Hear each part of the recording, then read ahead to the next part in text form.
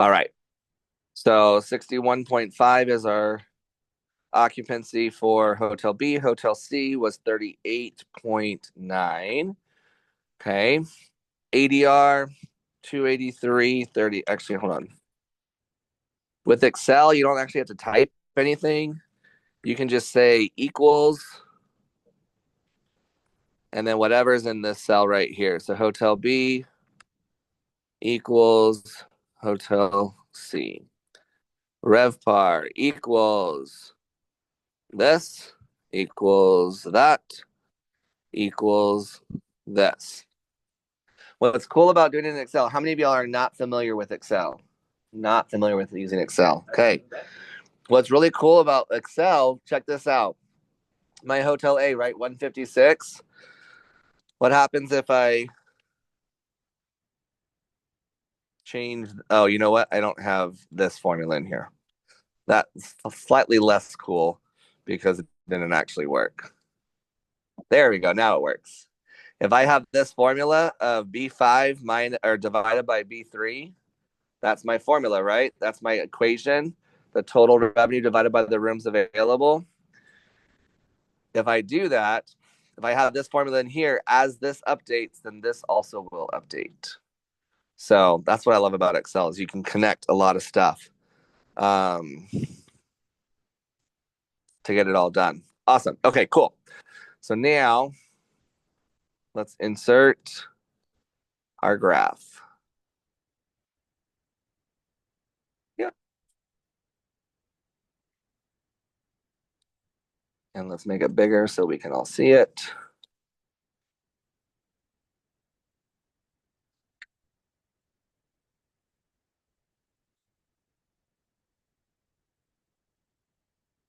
And what I want to do. I want,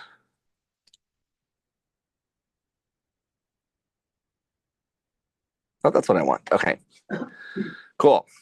So, which hotel is performing the best? Okay, Hotel B. Let's do this because I that looks weird. Let's do this.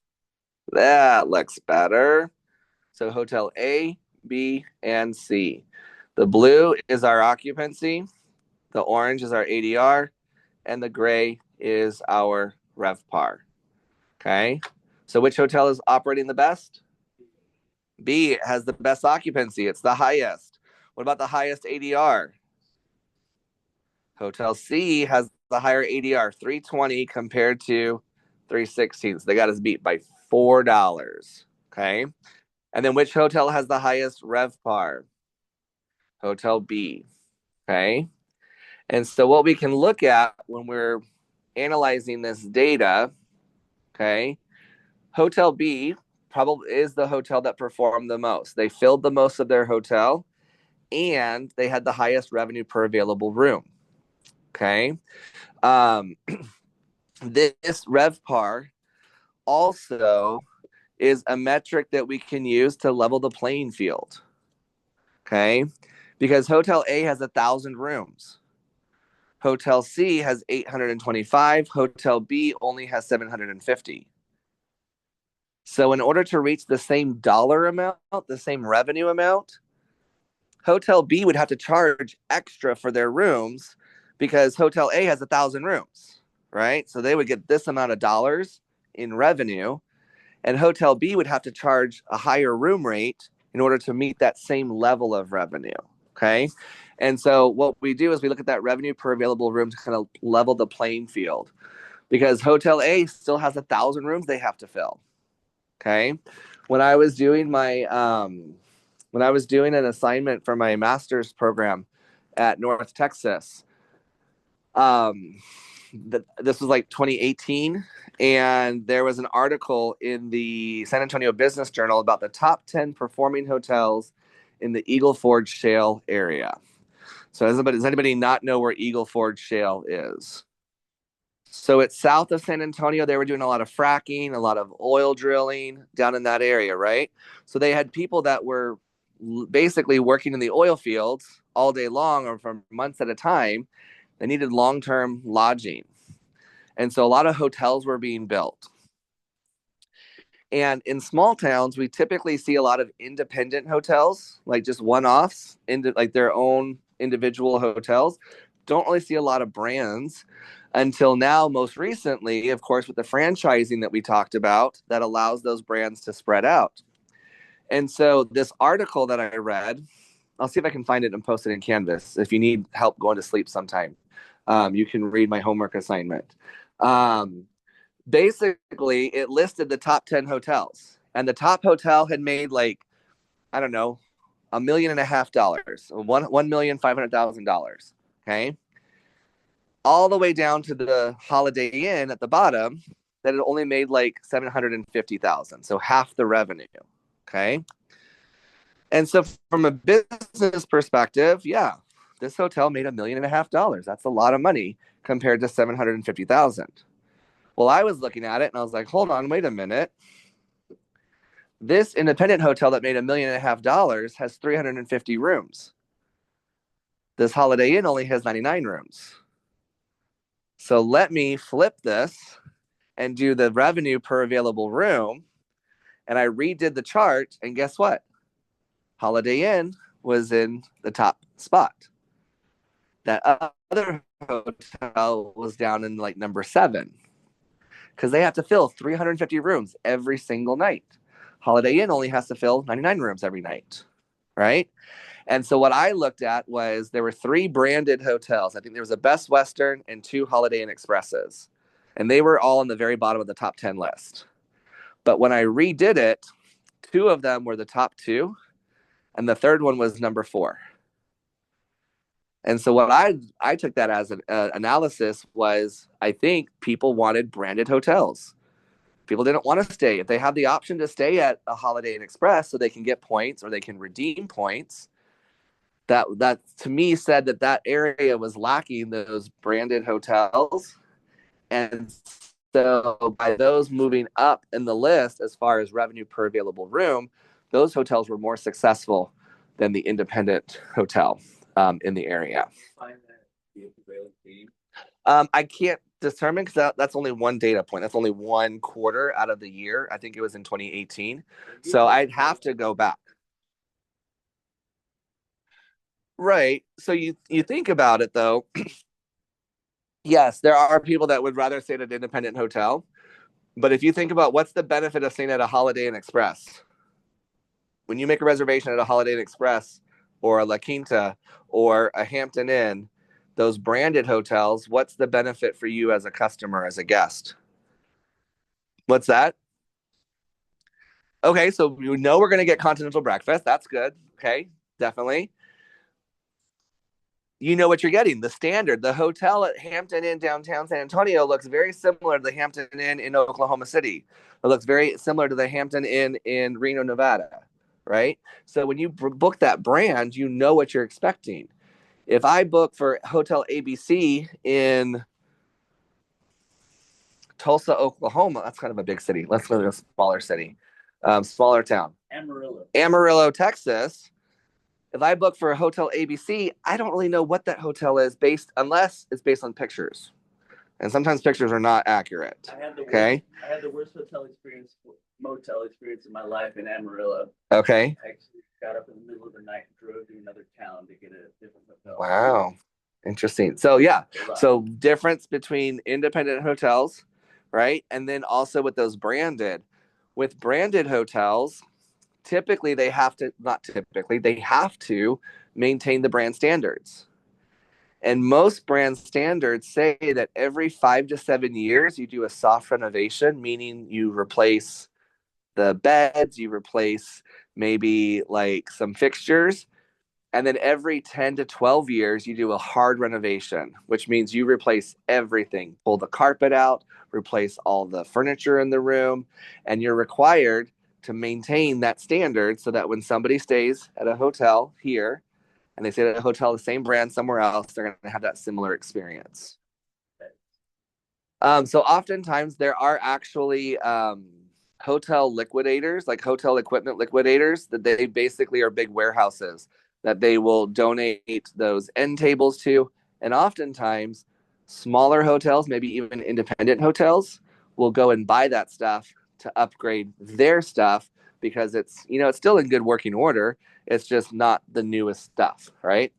So you think about La Quinta. Do y'all know where La Quinta Hotel started? Anyone want to take a break? Take a guess of where La Quinta Hotels got started? Here in San Antonio in 1968 for the World's Fair that happened at Hemisphere Park. In 1968, the first La Quinta was built, and it's kind of where the La Quinta is by the convention center.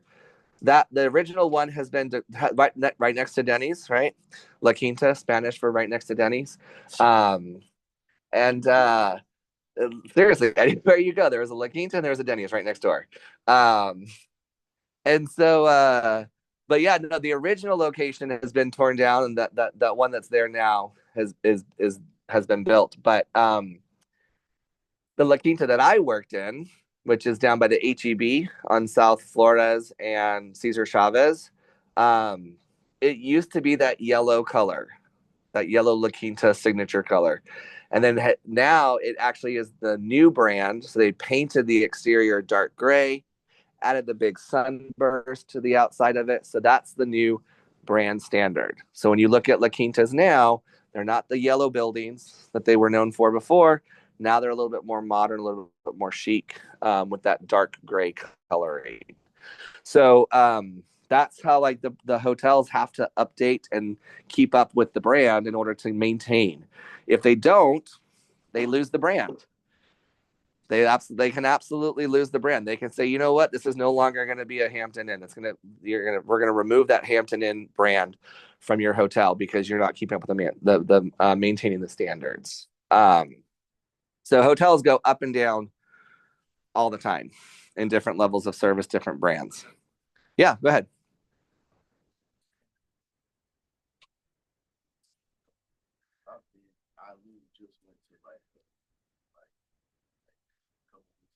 Yeah,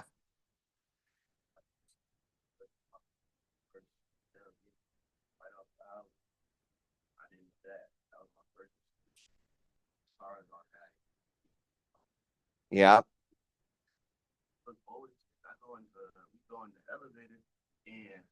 The inspection was supposed to be like 2 years ago. Interesting. Last time I got on the elevator. Yeah. So like, who's supposed to be keeping up with this stuff? Yeah, that's a great question. So La Quinta is now owned by Wyndham Hotels. They just recently bought, within the last 5 years, acquired that brand. So it was its own individual brand. And then Wyndham Hotels bought that up. Um, and so in reality, first of all, for the elevator, that's the city inspection, right? That kind of stuff, that should be done by the city. The other things, as far as the brand standards, typically the corporation or the big parent company, Hilton, Hyatt, Marriott, whatever, they do quality QA, quality assurance inspections, and oftentimes they just pop up and they're going to come in and make sure that your staff is in uniform, the approved uniform. They're going to make sure that you have breakfast and you have all the items that are supposed to be on breakfast. They're going to make sure that they're actually going to check in. They're going to stay in the room. They're going to inspect. They're going to make sure that you're using the exact sheets that you're supposed to be using, the towels that you're supposed to be using. I remember one time a friend of mine, she was a general manager of a hotel downtown, and after the pandemic, we had a lot of supply chain issues. And so the washcloths that the hotels normally would get, were backlogged. They were on the ships waiting to be unloaded. And so the quality assurance popped up one day, and she was telling me the story. She was like, I sent like four different housekeepers to go to every Walmart and every Home Goods and everywhere. It's like, buy every white washcloth that you can find. Right. And so just so we could have white washcloths in the guest rooms. Okay. Sorry, I take that back. This is what happened. She had to do that because they were running low on white washcloths. Well, then a few months later, quality assurance shows up out of nowhere. And she's like, okay, hurry up, go through and get all those ones that we weren't supposed to have, get them out of the room so we can put the real ones in. right? We had to follow up with that. And so that quality assurance, they're going to, ding you if you're not following the brand standard. Yes, Arliss.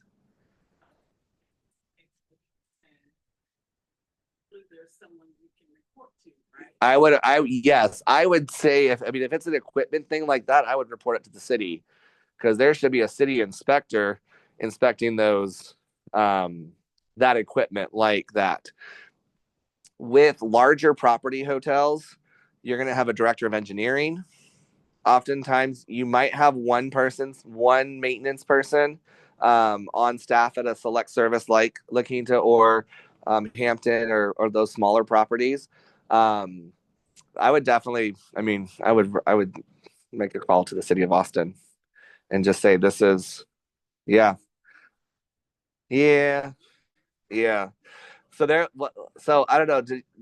Obviously, this building is brand new, right? This building opened in 2021. And if you've been on over the other side of campus, where the cybersecurity building is, that's our old building.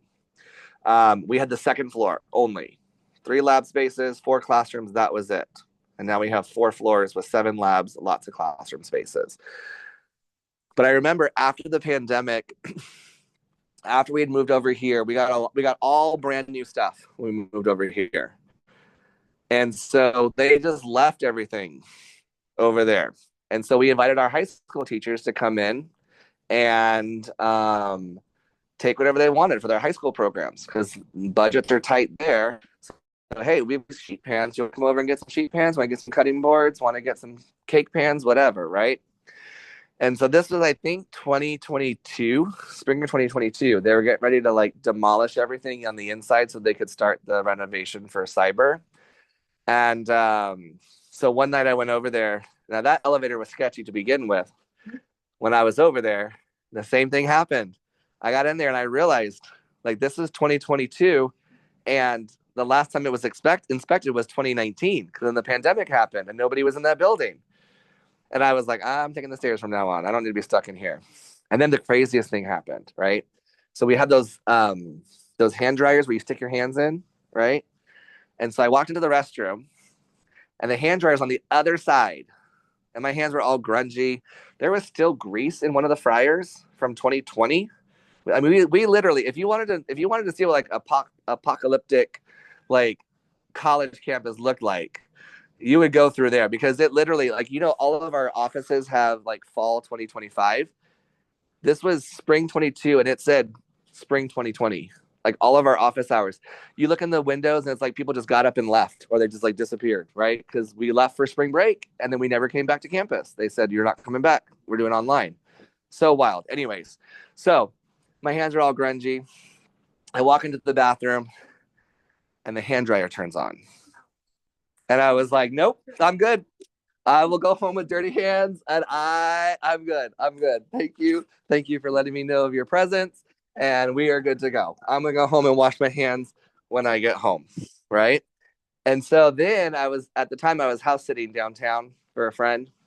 And so I called my roommate and we had these like motion sensor lights on the stairs that are battery operated.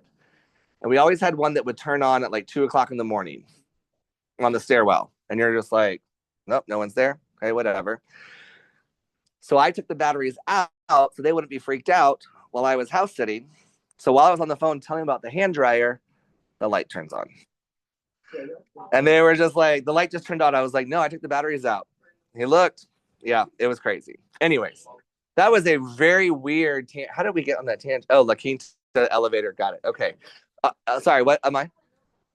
It turned on with no batteries. Yeah. Yeah, yeah, right? Absolutely. I know. That was a very weird tangent. We did not talk about that in my morning class.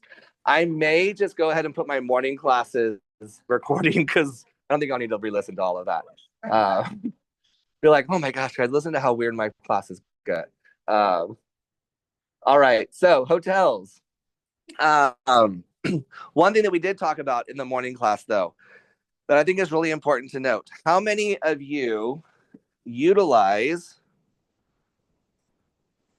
OTAs? Who does not know what an OTA is? Cool. An OTA is an online travel agent. So Travelocity, TripAdvisor, Orbitz, Kayak, all of those Hotwire, Priceline, those are OTAs. Okay. So OTAs typically take a percentage or a commission. So if you purchase that hotel room for $100 through Orbitz, when you show up to the hotel, they're going to check you in. That's great. But then Orbitz is only going to pay $70. And so that hotel has to pay a 30, usually up to 30% commission in order to be able to list their hotel rooms on those OTAs. Now, hotels can turn off the OTAs. They can say, nope, I don't want to be listed on there. But so many people, by the show of y'all's hands, are so used to going to there rather than going directly to the hotel. And so it's almost like a necessary evil that you have to be on the OTAs. Okay. And so what I recommend that you do is you book direct with the hotels, right? But you can still go to the OTA, do the search, because when you go to the hotel, it's only going to give you that one brand, like all Hilton, all Marriott. But if you go to an OTA, you can see all the hotels. And then you can choose, I want to stay at the Hilton. So let me go to Hilton.com and now select this hotel. The rates should be very similar. The rates can vary slightly, but usually it's not more than $3 to $4. Sometimes it can be very different. The only time that it's very significantly different is when you're on what we call an opaque site, which is like Hotwire or Priceline, where you say you're going to get a 3-star hotel in the city, downtown city area. You don't know what hotel it is. You just know it's a 3-star hotel. And then you get the hotel after you made the reservation. And you get an email and say, okay, congratulations, you made a reservation. You're going to stay at this hotel. Okay. I kind of like to know what hotel I'm staying at, right? But you can get a very discounted price because that's where hotels will dump their excess inventory just to make sure that they get the occupancy, right? But because it's opaque and you can't see the rates, that's how they can get around doing that because the rates should be very similar, okay? It's what we call rate parity. Because what we don't want to have happen is that our rate on the OTA is $10, $15 less, right? And then you come to book at the hotel and it's more, so they go with the OTA. Now you have to think about it that it's the exact same room, right? So a king bed at your hotel may be 175 and it's going to be 175 on the OTA, but if you look at the OTA, maybe they're offering 155, but that's for double beds, right? So it's the same room type is going to be similar between the hotel and the OTA. There's a video, and I have it in my 1313 class, so I'll share it as an announcement, or actually, no, I'll put it in our recorded lectures. There's a lady, amazing customer service. This guy is so angry, and what happened was that he had a family, but the king room was cheaper. So he booked the king room and then just assumed that he could get a double room when he got to the hotel. And this front desk agent was like, nah, we're out of double rooms. That's why the king room was available. We're out of double rooms. And so this is what I can give you. And he's like, but I've got a family. I've got 4 of us. How are we going to have a king room? And she tries to explain to him there's a suite. There's a bed that pulls out. So you've got 2 beds. But his mind, he was so angry, he was not focused on listening to solutions. He was just like, I need 2 beds. And so I'll post that she wins like customer service agent of the year because I probably would have quit after a man like that berates me. Sometimes it's really hard to get like those complaints, right? Exactly. Yep. So she handles it perfectly. I'll post it because it's a really cool video to watch. But I encourage you to look at those OTAs and then try to book direct. So that way we know that our hotel colleagues are getting the best revenue. I remember during the pandemic when Grubhub, Uber Eats, DoorDash, when those were all coming up, right? And then after about a year of that, there was an article and they were like, oh my gosh, don't order on these because they take so much and the restaurants aren't making any money, blah blah blah, whatever, right? And I was like, can we say that one more time for the people in the back for the hotels have been dealing with this for forever? And that's what I heard. Because I was like, can they charge more if it's listed on the OTA to combat that percentage? See, for DoorDash and Uber, You can charge more. You can charge more. Yeah, your menu prices are different. yes. Yeah. Yeah, that makes sense. No, so typically with the OTAs, we have that rate parity where your rate should be very similar. Um, so yeah, absolutely. It's sometimes it's a necessary evil. A friend of mine, it's now the Soul Cypress, but it was the Wyndham Garden on the Riverwalk, on the museum reach on the northern part of the Riverwalk. They opened right around Valentine's Day, and Expedia oversold their hotel by 300%. They just kept selling rooms on a Friday, Valentine's Day. So there's no other rooms anywhere downtown that they can send them to. And they're calling, hey, Expedia, stop selling our hotel. Well, it looks like it's close on our end. Nope, people are still making reservations.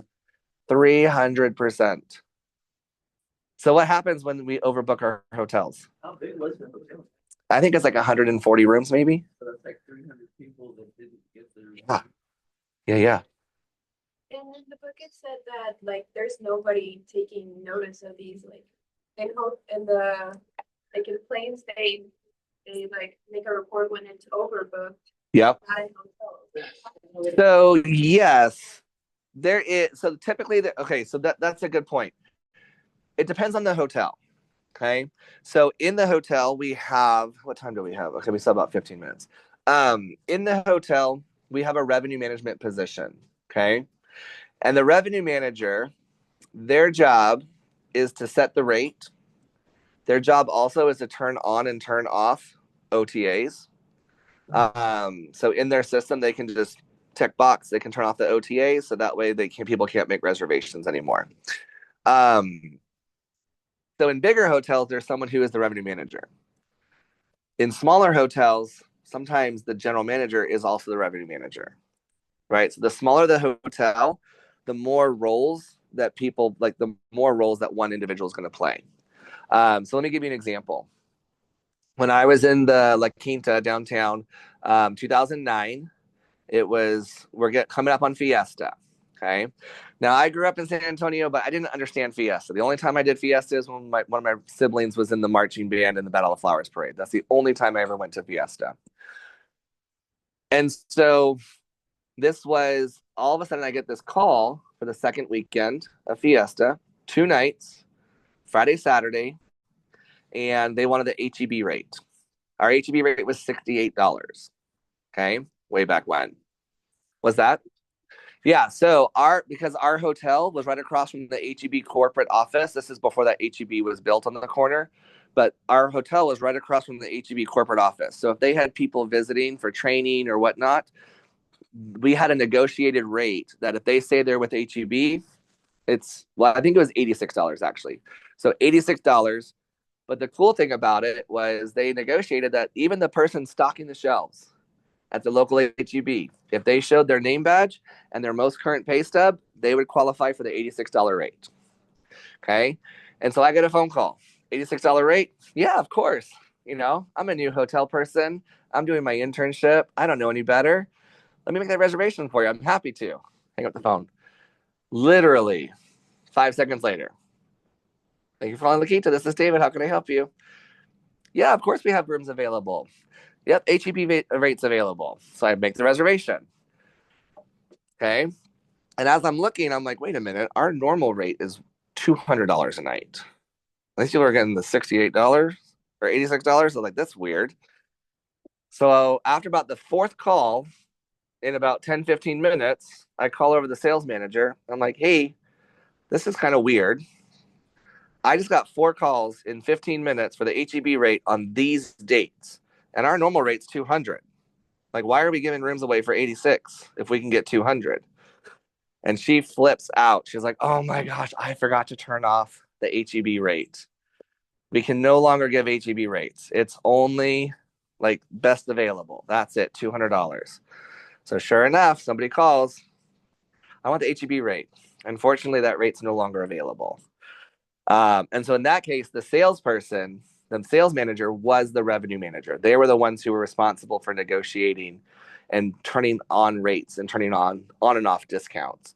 So during periods of high demand, Final Four that comes in, we're probably not going to offer any kind of discounts during that time unless the agreement and the contract we have is that there's no blackout dates. That's the only time. If you hear no blackout dates, that means you can use it whenever. But there's usually always some kind of dates that you can't use those discounts. Yeah. So that person was not very happy.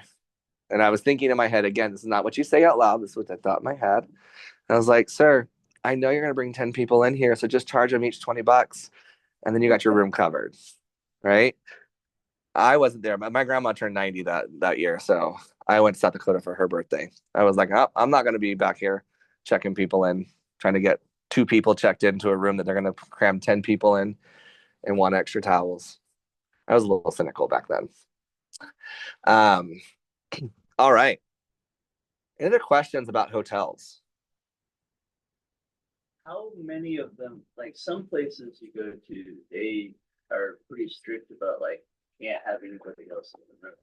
You make a reservation for one person. Yeah. But look, if you brought somebody else in. So, I mean, it really kind of honestly, in my experience, the only time that really becomes an issue is if somebody reports that there's an issue with the room, right? They're not necessarily like searching the hallways to see if there's extra people going into the room. Um, Housekeeping, they are the ones that go in the room every single day, typically. So, they may make a report. Okay, there's only one guest here, but they've gone through extra towels, right? Or both beds are slept in, or there may be some indication that there's more than one person in that room. At that point, usually they're not necessarily going to go back and charge people for extra guests. The issue when it comes up is, let's say one of those extra people in the room get locked out and they have to go to the front desk to get an extra key. Well, they can't get a key because their name's not on the room, right? So I was traveling once. My sister was going to meet me. Reservation was under my name, and I called the hotel and gave my sister's name and added her to the reservation. So in case she beat me to the hotel, she could get her keys and checked into the room. But if I didn't do that, if the name's not on the reservation, then they can't charge anything to the room. They can't do anything like that. So in that regard, it makes it a little bit more difficult for the guest. Yeah. Various purposes. Yeah. But it's not always that's a good point. It's not always the low end hotels. I mean, you think about, and it's unfortunate, probably shouldn't necessarily share this, but it's a dark side of our industry, which is kind of unfortunate. But during major sporting events, Super Bowls, Olympics, oftentimes the higher end hotels are the ones that have to deal with nefarious activities. And so it's unfortunate. In the state of Texas, I don't know if you know this or not, but in the state of Texas, as of 2 years ago, every single hotel employee has to go through human trafficking prevention training. Just like culinary, you have to have your serve safe, you have to have your managed safe food handler. In hotels, every employee within a certain time period has to complete a human trafficking prevention training and certification. Especially in San Antonio, we're on I-35, which is an interstate corridor. So it's unfortunate. It does happen. But how we can address that and train our staff to understand how we can address that and work with local law enforcement to prevent that is really important. I've seen some hotels that charge hourly. Yeah. There was one time my friend and we were in Denver, and she was my coworker from the Boy Scout Ranch, and we found ourselves in Denver, and we went to the check-in, and the guy asked us if we wanted a bathroom in our room, and I said yes. Actually, I said, no, we're not staying here. We need to go. This is not the hotel for us. Um, so, anyways, I'm not posting this recording. Luckily, I teach this class in the morning. I can give you all my mornings. This is such a random class, y'all. Uh, yeah, that's interesting. That's interesting. Told me right away. Exactly. So, what as we wrap up in our final 15 minutes, we'll finish less than 15, but what is one thing over the last week and this week that you found most surprising that you didn't quite understand that hotels, that was like an aspect of the lodging side of the hospitality industry? Anything that you're like, wow, I didn't realize hotels had to deal with this, or Let's talk about that, the whole OTA. the OTAs? Yeah, absolutely. Yep. I don't know, like before reading the chapter, I didn't know about like the overbooking thing. Yeah. They're not obligated to find like suppression. Yes and no. Yes and no. I mean, yes, but we do overbook our hotels, right? We want to be as close to 100% occupancy as possible. And if somebody cancels at 10 o'clock at night, then I'm not going to sell that room, right? And so we do overbook. Sometimes I'll go to my reservations and it says today you're at 105% occupancy. So if I have a hotel of 100 rooms, I'm now oversold by five rooms, right? I'm gonna I'm only going to oversell, right? Revenue managers, oh my gosh, they are greedy people, right? Because they're gonna be like, I'm gonna oversell this hotel. I can do it by five rooms tonight. They take chances, right? They're very risky because if I don't sell that room, right? If somebody cancels, then I'm going to be down to 100%. But what if happens if all 105 people show up? I have to walk those guests. Yes. So what about when, um,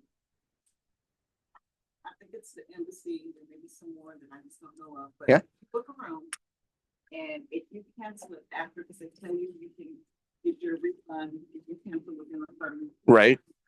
Yep. I forgot to cancel the room, something happened, and I forgot to cancel, but I got charged. Yeah.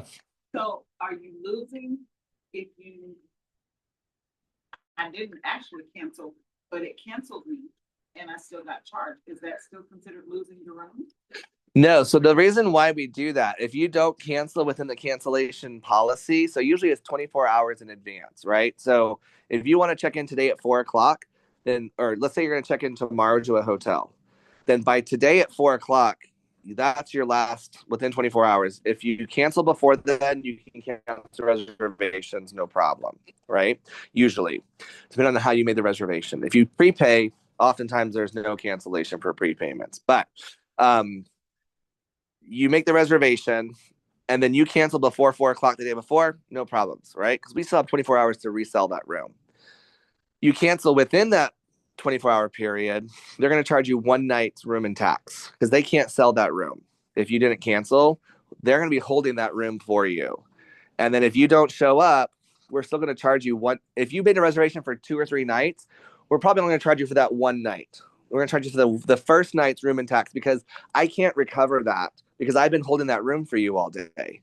Right. And so the issue gets when you get people who are like diamond and platinum, the higher levels of the loyalty programs, they can cancel whenever they want with no problems. And so you try to charge them, and then they're going to call Hilton Honors and say, "Hey, I'm a diamond member. You need to remove that charge," and they will, which is unfortunate. But yeah, so that's why we do that. So we want to make sure because otherwise we will lose that revenue completely if you cancel too close to the check-in time or the end of the day. If we have to walk a guest, it does not mean we physically walk them to the next hotel. We will pay for their transportation. We typically will have a relationship with that hotel, right? So if I know I'm oversold by five rooms and it's getting to be like 6 o'clock, I'm going to call. I'm going to say, hey, this is David over at the La Quinta. Do you have any extra rooms? If these guests come, I'm going to send them your way. and then we'll pay for the transportation. They may decide, I'm going to stay over here, and now you've lost that guest forever. Okay. Typically, we're going to walk guests that only have one night reservations because we don't want to worry about bringing them back to our hotel after their first night. And it's sad to say it's not industry standard. Okay. Not industry standard, but it's sad to say most times the first guest that I'm going to look at to consider walking is who? Ones that book with an OTA. They have no loyalty to my hotel, right? I'm not going to walk a Hilton Honors member. I'm going to walk somebody who has no loyalty to my hotel. I'm going to look at those OTAs and I'm going to be like, you know what? These people, I'm going to go ahead and consider them walked, right? So that's another reason why it's good to book direct. So when somebody shows up at your front desk, unfortunately, we're oversold. They have to deal with that with booking.com. Okay. So if you book direct, oftentimes you're more guaranteed to have that. And especially if you're a loyalty member, if you're part of their membership program, that's also something really good to, I mean, doesn't matter. Like, I think I have like 9 different loyalty programs. Doesn't cost anything to be a part of it. Well, it just depends. Like, I am loyal to a couple, but some of them, it's like sometimes for work, I have to stay at this hotel. Like if a conference is happening and I have to stay at that hotel, I'll sign up for their loyalty program. Usually it's because you get free Wi-Fi. They get you that way. That like hotels use us to fill their unused. Yeah, absolutely. Yeah. Anything else surprising about hotels?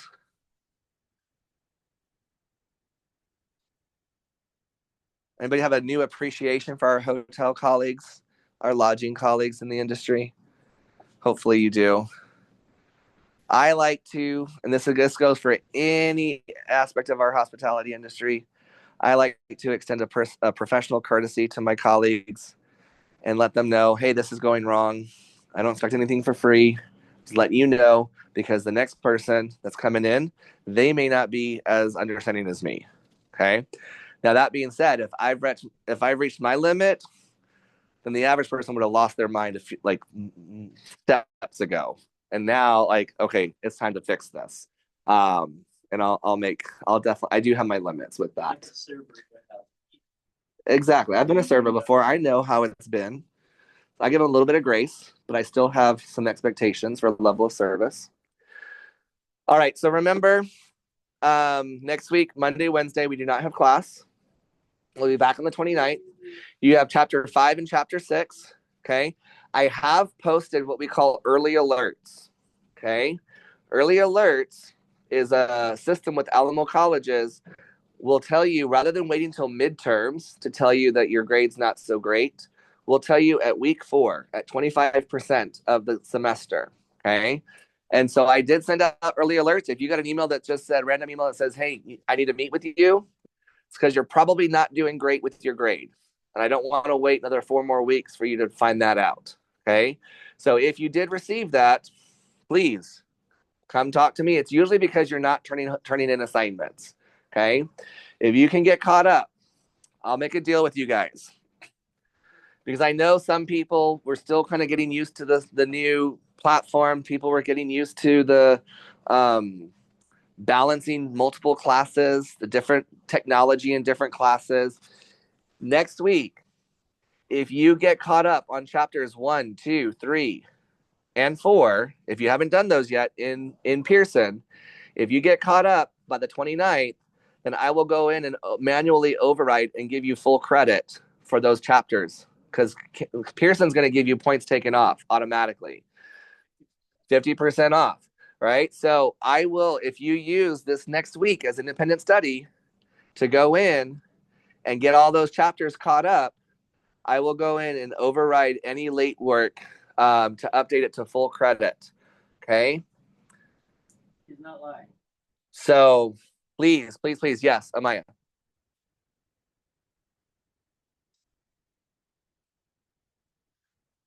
Sure. Why not? Sure. Why not? We're at week 4. We're still early on. Y'all, there's a reason why I have a reputation of being a soft professor. Eventually, I got to put my foot down and say, no more late work. Okay. But I know we're all learning. Okay.